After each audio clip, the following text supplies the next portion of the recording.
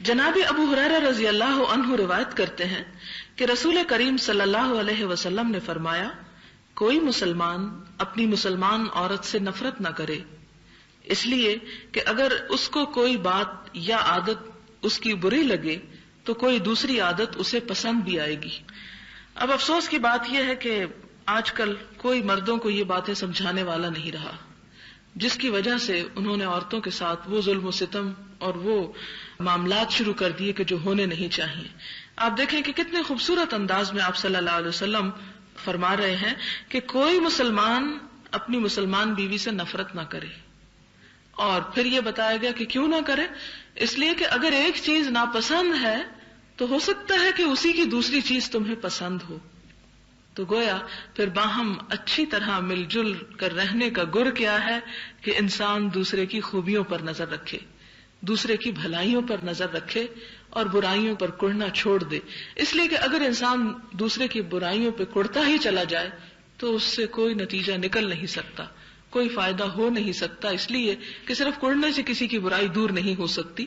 مثال کے طور پر اگر آپ کا بچہ بیمار ہے، شدید بخار میں مبتلا ہے، اور آپ پاس بیٹھ کے رونا شروع کر دیں اور روتے چلے جائیں اور روتے چلے جائیں، تو آپ کے رونے سے اس کا بخار نہیں اترے گا جب تک کہ آپ اس کو کسی ڈاکٹر کے پاس نہیں لے جاتے یا اس کو کوئی دوا نہیں دیتے۔ اسی طرح اگر ہمیں کسی کے بارے میں بھی کوئی شکایت ہے یا کسی سے بھی کوئی ناراضگی ہے تو ہم صرف اپنے دل میں کڑھنا شروع کر دیں اور زبان سے اس کو نہ بتائیں یا اس کا کوئی علاج یا بندوبست نہ کریں، سوائے اپنے آپ کو جلانے کڑھانے کے اس کا کوئی بھی نتیجہ نہیں نکلے گا۔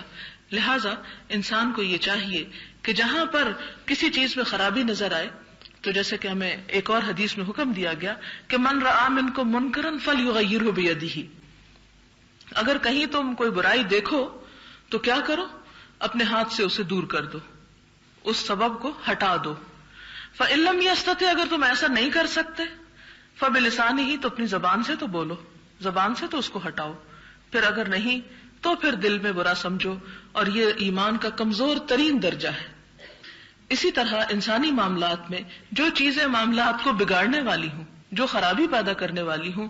ان پر سب سے پہلے صرف کڑنا نہیں چاہیے بلکہ ہاتھ اور زبان سے اس خرابی کو دور کرنے کی کوشش کرنی چاہیے۔ اور یہاں پر بھی یہ بہترین نفسیاتی اصول دیا گیا کہ اگر انسان دوسروں کے ساتھ عمدہ سلوک کا متمنی ہے تو اس کے لیے ضروری ہے کہ وہ دوسرے کی خوبیوں پر نظر ڈالے، اس لیے کہ دنیا میں کوئی انسان بھی ایسا نہیں کہ جو 100% کامل ہو، مکمل ہو، اس میں کوئی خرابی نہ ہو۔ ہر انسان کے اندر چھوٹی موٹی کوئی نہ کوئی کمی بیشی پائی جاتی ہے۔ اگر انسان اس کی وجہ تلاش کر کے اس کے ساتھ گزارا کرنا سیکھ لے تو گزارا بہترین ہو سکتا ہے، لیکن اگر انسان خیر کا ایک بڑا پہلو اگنور کر کے صرف چھوٹی چھوٹی باتوں کو بہت بڑا ایشو بنا لے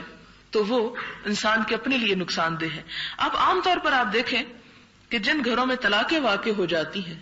اگر آپ کو بھی سروے کریں یا آپ انالیسس کریں تو آپ دیکھیں گے بالکل معمولی اور چھوٹی چھوٹی باتیں ہوتی ہیں جن کے بارے میں صبر و تحمل سے کام نہیں لیا جاتا، جذباتی معاملات کیے جاتے ہیں، اور وہ پھر معاملات بڑھتے بڑھتے ایسی حد کو پہنچ جاتے ہیں کہ جس میں انسان کے اپنے ہی لیے نقصان ہے۔ اب دیکھیں کہ جیسے نبی صلی اللہ علیہ وسلم فرمایا کہ اگر تم اس کو اس حالت میں فائدہ اٹھا سکتے ہو تو اٹھا لو، اسی طرح ہی اٹھاؤ گے، اگر تم سیدھا کرنے کی کوشش کرو گے تو توڑ دو گے اور اس کا نتیجہ کچھ نہیں نکلے گا۔ اگر انسان ایسے حالات میں، جبکہ حالات بہت ہی بگڑ چکے ہوں، پھر بھی اگر انسان نقصان کو برابر کر کے دیکھے کہ ایک وہ تکلیف ہے جو اس شوہر یا بیوی کے ساتھ رہنے پر ہے کہ کوئی چھوٹی سی چیز، کوئی چھوٹی عادت یا گفتگو یا کوئی رویہ ناپسند ہے، اور دوسری وہ تکلیف ہے جو اس گھر سے نکلنے کے بعد یا اس بیوی کو گھر سے نکال دینے کے بعد، یعنی مرد اور عورت دونوں سوچیں، نکال دینے کے بعد ہے۔ اگر انسان ان دونوں کا جائزہ لے تو وہ تکلیف کہیں بڑی ہے جو اس کے بعد ہے۔ تو اس لیے اگر انسان تھوڑا پازیٹیولی سوچ لے تو عورت کی برائی یا شوہر کی کوئی عادت جو ناگوار ہے اس پر کنٹرول کیا جا سکتا ہے۔ پچھلے دنوں میں ایک اخبار میں پڑھ رہی تھی کہ کسی شخص نے اپنی پسند کی شادی کی، اور شادی کے کچھ ہی دن کے بعد اپنی